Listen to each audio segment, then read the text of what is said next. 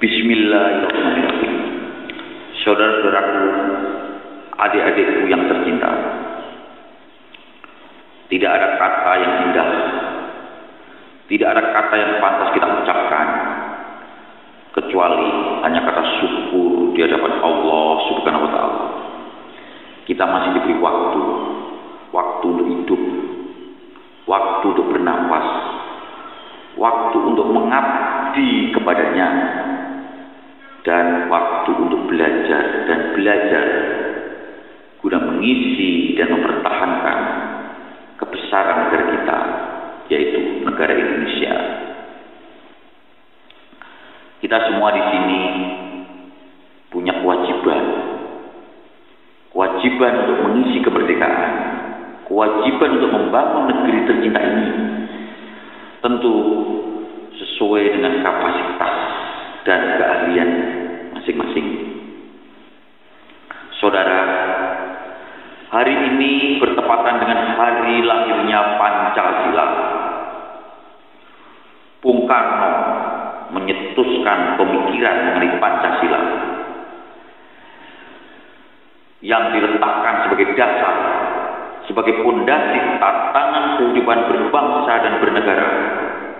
Karena hanya dengan nilai-nilai Pancasila tersebut, bangsa kita, bangsa yang maju ini bisa membangun dirinya menjadi satu tujuan, satu visi, satu misi, yaitu Indonesia yang aman, damai, dan sejahtera. Dulu para pahlawan kita gugur berjuang agar lepas dari penjajah, berjuang untuk merebut kemerdekaan, agar anak cucu bisa hidup lebih baik. Sekarang kita hidup di alam merdeka, dan di perjalanan bangsa ini telah menuntun kita sampai masa sekarang, masa reformasi bertujuan agar tatanan kehidupan berbangsa dan bernegara berjalan dengan baik, yang mana bisa membawa anak cucu kita kelak hidup di negara Indonesia dengan aman dan sejahtera. Reformasi sudah kita jalani hampir 15 tahun. Namun secara bersama kita pahami bahwa di situasi reformasi ini kita terjebak di tengah-tengah krisis. Bangsa kita ini sedang terlibat perang melawan jaringan koruptor, perang melawan jaringan kekerasan, perang melawan kemiskinan, dan kebencian yang jauh jangkauannya. Saudara, ini semua berdampak pada ekonomi kita. Ekonomi kita lemah. Itu semua diakibatkan oleh ketamakan dan tindakan yang tidak bertanggung jawab oleh sebagian pihak, tetapi juga karena kesalahan dan kegagalan kita semua secara kolektif di dalam menentukan pilihan-pilihan yang sulit dan samar pada alam reformasi yang terbuka bagaikan air bah yang seakan lepas daripada kontrol. Saudara, kesalahan dan kegagalan dalam memilih wakil-wakil rakyat kita, kesalahan dan kegagalan dalam memilih pemimpin tertinggi di negeri ini, itu akan berdampak pada tatanan kehidupan masyarakat Indonesia secara menyeluruh. Saudara, saat ini kita berhadapan pada kondisi yang sulit. Kita dihadapkan pada terbatasnya lapangan kerja. Lapangan kerja menurun drastis. Sedangkan pertumbuhan usia produktif semakin bertambah. Program TKI untuk konsumsi luar negeri jadi salah satu pilihan rakyat kecil dan mayoritas kaum hawa yang tidak berpendidikan tinggi yang berangkat menjadi TKI. Satu sisi ini memang betul bisa menaikkan taraf kehidupan mereka. Namun satu sisi ini bisa menambah problematika bagi negara kita sendiri dan problem bagi anak-anak balita dan suami yang ditinggalkan. Apa ini, saudara, merupakan pilihan yang paling tepat? Apa ini, saudara, sungguh keterpaksaan? Apa saudara-saudara mau anak-anak cucu saudara menjadi TKI Pak kemudian hari? Jawabnya pasti tidak. Dan itu akan tetap terjadi bila saudara tetap terhimpit kehidupannya, bila saudara tetap pada situasi pada ekonomi yang sulit. Dampaknya anak-anak saudara tidak bisa mengenyam pendidikan tinggi. Sedangkan persaingan untuk mendapatkan kerja semakin ketat, persaingan untuk mendapatkan kerja semakin besar. Sungguh dilema dan ironis. Seharusnya biaya pendidikan bisa dijangkau oleh semua lapisan masyarakat, karena hanya dengan pendidikan akan menjadikan sumber daya manusia menjadi handal yang bisa menjadikan negara maju dan kuat. Namun apa yang terjadi, saudara? Biaya pendidikan tinggi sangat mahal. Kalangan masyarakat yang tidak mampu akhirnya memilih bekerja di usia sekolah daripada sekolah. Itu semua terjadi karena tata kelola negara di sektor pendidikan belum pas, yang berwenang di bidang ini belum mumpuni. Kasus kemarin di dalam berita, baik TV, koran, dan sebagainya. UN pelaksanaannya tidak berjalan dengan baik. Di TV, para pejabat tinggi di bidang itu banyak berargumentasi bahwa UN tidak gagal. Namun di sisi lain, komentar-komentar yang lain mengatakan bahwa UN pelaksanaannya amburadul. Inilah, saudara, bila kepemimpinan di bidangnya tidak tepat, bila kepemimpinannya lemah, maka semuanya tidak berjalan dengan baik. Saudaraku, rakyatku, ini semua yang harus menjadi perhatian kita semua. Di negeri ini akan menjadikan suatu fenomena, akan menjadikan suatu kegelisahan. Rakyat kecil akan selalu bertanya, kenapa sistem pendidikan di negeri ini bisa seperti itu? Karena di negeri ini, karena pada saat ini belum ada pemimpin yang berani, pemimpin yang tegas, pemimpin yang berani mencerdaskan kehidupan rakyatnya dengan biaya pendidikan yang ditanggung oleh negara.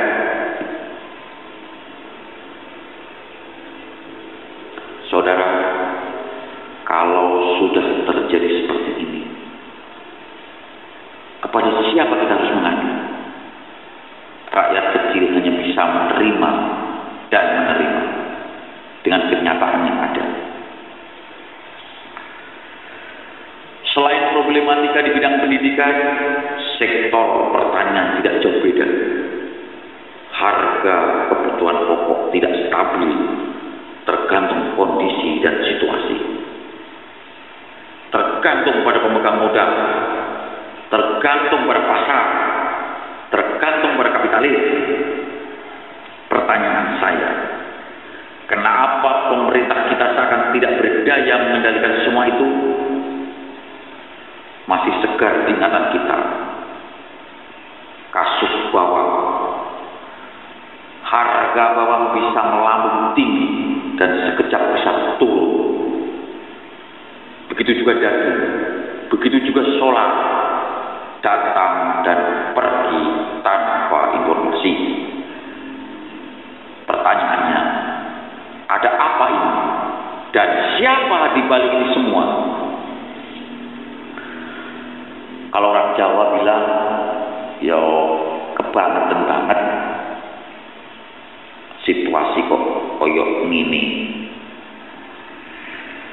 Hal ini mungkin persoalan kecil,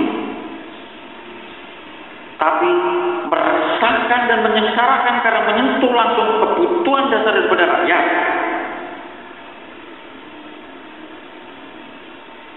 Bagaimana petani kita mau hidup sejahtera, mulai dari proses pengolahan lahan sampai panen, semua tergantung pada lembaga keuangan swasta, tergantung pada tengkulak, dan semua itu dibebani dengan bunga yang tinggi. Kalau dulu bibit pupuk disediakan oleh KUD, para petani mendapatkan kredit dengan bunga murah.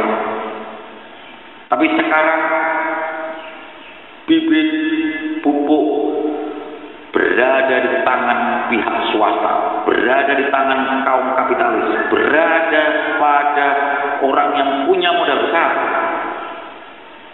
Kadangkala keberadaan pupuk ada, kadangkala keberadaan pupuk menghilang. Kalau ada, itu pun dengan harga tinggi. Belum lagi saat panen, harga komoditas anjlok di bawah titik nadir. Itulah saudara, pemerintah kita, rakyat kita sudah terjebak pada pasar bebas, sudah terjebak pada kondisi sistem ekonomi yang liberalis, pada sistem ekonomi yang kapitalis, di mana suatu sistem yang kuat menjadi kuasa dan yang lemah menjadi tak berdaya. Kalau sudah seperti ini saudara, kita wajib mempertanyakan pada pemerintah, apakah kekuatan pasar bebas itu baik atau buruk untuk negeri ini? Apakah kekuatan pasar bebas itu bisa mensejahterakan rakyat Indonesia? Apakah kekuatan pasar bebas bisa membina kekayaan negara untuk kesejahteraan rakyat? Bukankah pasar bebas akan menggilas kaum lemah yang tak berdaya? Para pendiri bangsa kita, Bung Hatta sudah merumuskan sistem ekonomi di negeri ini. Sistem ekonomi yang paling tepat untuk rakyat Indonesia, yaitu dengan kooperasi, dengan ekonomi kerakyatan. Karena ekonomi kerakyatan yang selalu gandeng renteng dan berpihak pada kehidupan rakyat kecil. Saudaraku, krisis ini telah mengingatkan kita bahwa tanpa pengawasan yang kuat, tanpa pengawasan yang ketat, kekuatan pasar bebas itu bisa terlepas dari kontrol. Dan suatu bangsa tidak bisa makmur untuk waktu yang lama apabila hanya mementingkan orang-orang kaya, hanya mementingkan kaum kapitalis, hanya mementingkan orang yang punya modal besar. Cepat atau lambat, sistem ekonomi liberalis akan ambruk. Yang perlu diingat saudara, keberhasilan ekonomi kita tidak hanya tergantung pada besarnya produk domestik bruto, tapi seberapa jauh meluasnya kemakmuran itu sendiri. Seberapa jauh kita bisa mampu memberikan kesempatan kepada setiap orang yang mau bekerja. Kebijakan untuk kemakmuran rakyat, itulah yang paling pasti dalam mencapai kemakmuran bersama.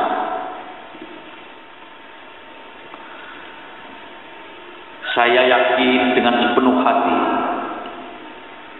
bila saudara semua tidak menginginkan tatanan kehidupan di negeri ini berjalan tetap seperti ini, dan saya yakin saudara menginginkan ada suatu perubahan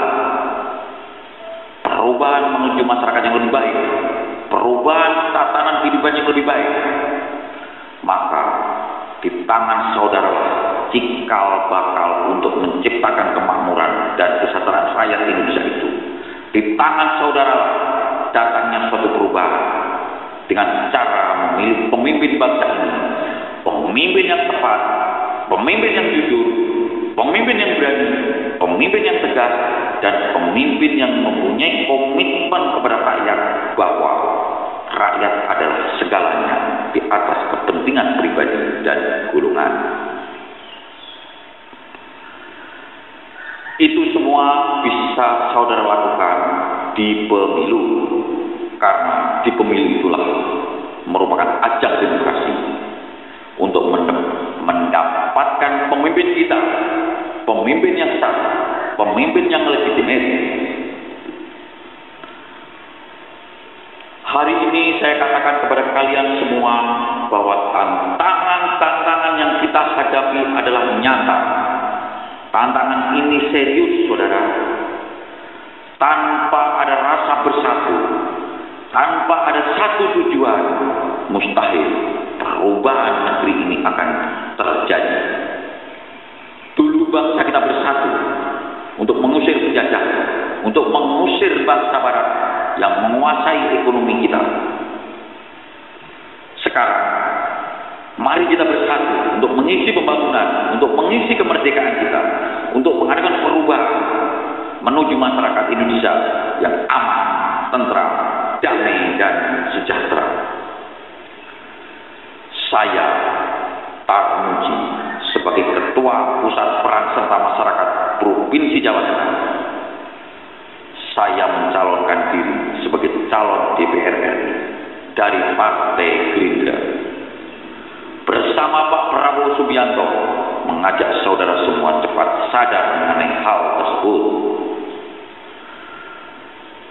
Bahwa problematika yang ada di negeri kita ini adalah tanggung jawab kita bersama, tanggung jawab kita semua untuk mencari jalan keluar dari krisis ini.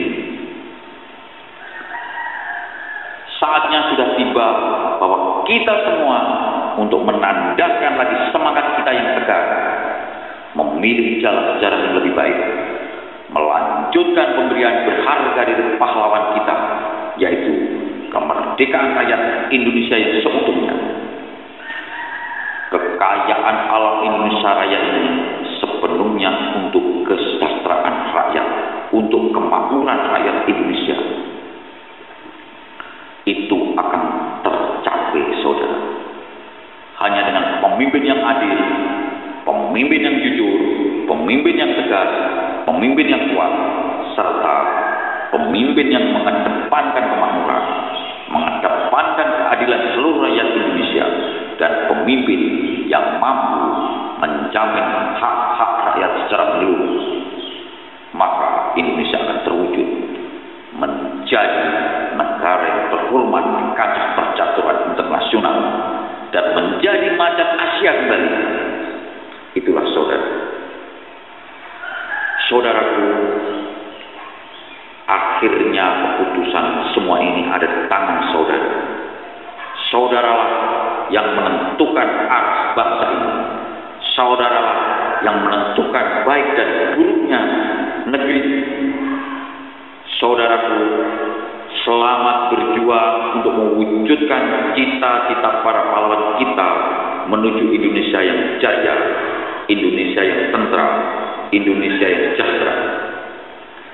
Selamat berjuang saudaraku menuju suatu perubahan. Perubahan bersama kami dan Bapak Prabowo Subianto menuju Indonesia, menuju rakyat Indonesia yang aman, damai dan sejahtera. Terima kasih.